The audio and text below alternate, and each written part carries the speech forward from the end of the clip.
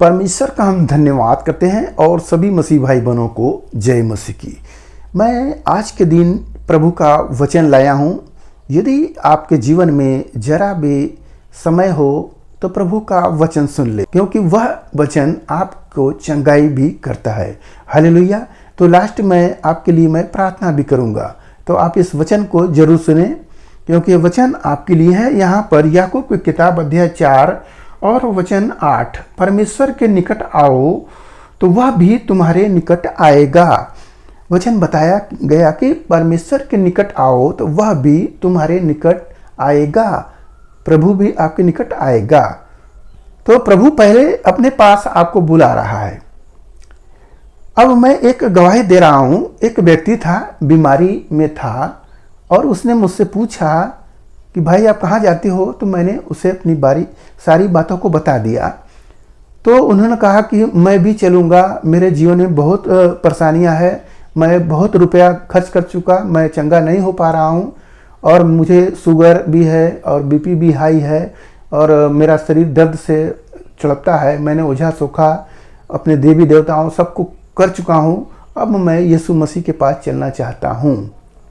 मैंने कहा ठीक है, चलो, प्रभु को पर विश्वास करो, किसी और पर नहीं। तो वह व्यक्ति आता है और प्रभु को मानता है, उसके लिए प्रार्थना होता है। अब 1 महीने के बाद वह अपनी गवाही दे रहा है कि मैं बहुत अच्छे से हूँ और मैं भला चंगा हूँ और मेरी बीमारियाँ आधी से ज़्यादा खत्म हो गई। हालेलुया। मेरे प्यारों, परमेश्वर के पास आने से, जैसे प्रभु ने कहा मेरे निकट आओ, तुम मेरे निकट आओ तो मैं भी तुम्हारे निकट आऊँगा। तो प्रभु के पास पहले वो गया, उसके बाद उसे चंगाई मिली है। फिर प्रभु उसके घर में आए, जहाँ सारे शैतानी अंधकार की शक्तियों को प्रभु नाश किए, बीमारियां भी चली गई। हालेलुया। तो हमें क्या करना है? प्रभु के निकट आना है। यदि हम सोचते हैं कि यीशु मसीह को अपना लिए और हम चर्च में नहीं जाएंगे, अपने घर पास्टर को बुलाकर प्रार्थना करा लेंगे, हमारे पास टाइम नहीं है, हम कमज़ोर हैं, या जैसे भी बोल सकते हैं, तो आप यह गलत सोच रहे हैं। आप जैसे भी हो प्रभु के पास जाओ, प्रभु तुम्हें खड़ा करेगा, प्रभु तुम्हें छुड़ाएगा। तो आपको क्या करना है? प्रभु के निकट जाना है, तब प्रभु आपके पास आएंगे। हालेलुया। और प्रभु क्या कह रहे हैं? हे पापियों, अपने हाथ शुद्ध करो। हे पापियों, अपने हाथ को शुद्ध करो। मेरे हाथों से जो जो गलत काम हुआ है, प्रभु कह रहे हैं उसको क्या करो? शुद्ध करो। और हे दुचित्ते लोगों, अपने हृदय को पवित्र करो। दो चित्ते का मतलब आप समझ रहे हैं? एक तरफ यीशु मसीह को मानना, एक तरफ देवी देवताओं को मानना, कहीं से हमारा भलाई हो जाए। ऐसे लोग होते हैं कि एक तरफ केवल उनको फायदा ही चाहिए, किधर भी जाके फायदा ले लो। तो ऐसे लोगों के लिए बोला गया है, हे दुचित्ते, अपने हृदय को शुद्ध करो। क्योंकि जो तुम्हारे हृदय में मलाल भरा है, दो तरफी चलने का, केवल फायदा ही फायदा चाहते हो, तो ऐसे को प्रभु कह रहे हैं शुद्ध करो, पवित्र करो। हालेलुया। मेरे प्यारो, हमें दुचित्ता नहीं होना चाहिए कि आज हम यीशु मसीह में आए हैं, अगर हमारे ऊपर थोड़ी सी परेशानियां आ गई तो हम छोड़कर चले जाएं कहीं और फिर लौट कर फिर आ जाएं। तो ऐसा जीवन आप ना चलें। आप प्रभु के वचनों के अनुसार चले, जैसे प्रभु कह रहे हैं, हे दुचित्ते लोगों, अपने हृदय को शुद्ध करो। तो हम अपने दुचित्ता नहीं, प्रभु के मानने वाले हो एकलौता। हालेलुया। और प्रभु क्या कह रहे हैं? दुखी हो और शोक करो और रोवो, तुम्हारी हंसी शोक में और तुम्हारा आनंद उदासी में बदल जाए। यानी कि प्रभु के सामने हमें क्या करना है? शोक करना है। किन बातों के लिए? जो हम गलत काम कर रहे हैं, जो हम पाप वाला काम कर रहे हैं, उसके लिए क्या करना है?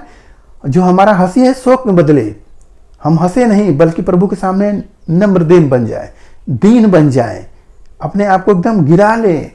हे प्रभु, मैंने गलती किया, हे प्रभु, मैंने पाप किया है, हे प्रभु, आपकी दया हो। प्रभु के सामने दीन बनोगे। और वचन सुने, लिखा है प्रभु के सामने दीन बनो तो वह तुम्हें शिरोमणि बनाएगा। हालेलुया। यहाँ पर बोला गया ना, प्रभु के सामने दीन बनो। लिखा है पहाड़ी उपदेश में कि धन्य वे हैं जो मन के दीन है, क्योंकि स्वर्ग का राज उन्हीं का होगा। हालेलुया। तो यहाँ पर प्रभु क्या कर रहे हैं? दीन बनो। दीन का मतलब आपको एकदम जैसे दीन हो जाना, गरीब हो जाना, जैसे कोई भिखारी जीवन बिता देता है और रुपया उसके पास नहीं आ पाता है, वैसे हमें क्या करना है, दीन बन जाना है। प्रभु के सामने एकदम झोली फैला देना है, हे प्रभु हम गरीब हैं, हम एकदम दीन हैं, प्रभु से सब कुछ मांगो। वह राजाओं का राजा है, प्रभुओं का प्रभु है, सब आपको देगा। हालेलुया। तो हमें प्रभु के पास जब जाएंगे दीन बनकर, तो वह प्रभु क्या करेगा, हमें शिरोमणि बना देगा। हालेलुया। सिर पर मणि रख देगा, आपको ऊंचा उठा देगा। मेरे प्यारो, हमें इस वचन से आज के दिन में यह मिला कि हमें दुचित्ता नहीं होना चाहिए। जो लोग दोहरी चाल चलते हैं कि यीशु मसीह में भी हो जाए और उधर से भी फ़ायदा निकाले, बाबाओं के पास भी चले, थोड़ा सा हमारे दांत में कीड़े पड़ गए तो किसी झाड़ फूक वाले को भी पकड़ ले, ऐसे ऐसे काम जो पहले के जीवन में करते थे अब नहीं करोगे। यदि कर रहे हो तो आप परमेश्वर के साथ धोखा कर रहे हो।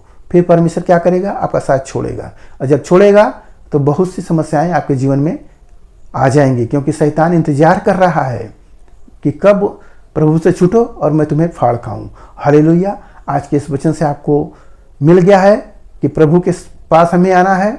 जैसे प्रभु बुला रहे हैं कि तुम मेरे पास आओगे तो मैं भी तुम्हारे पास आऊँगा, तुम मेरे निकट आओगे तो मैं भी तुम्हारे निकट आऊँगा। हालेलुया। तो हमें प्रभु के निकट आना है, प्रभु के पास आना है, तभी हमें वह आशीष मिलेगा। अगर हम घर बैठे सोचे कि सब कुछ मिल जाए, प्रभु से हम प्रार्थना करा ले, इसी जगह फ़ोन से प्रार्थना करा ले, तो ऐसा नहीं।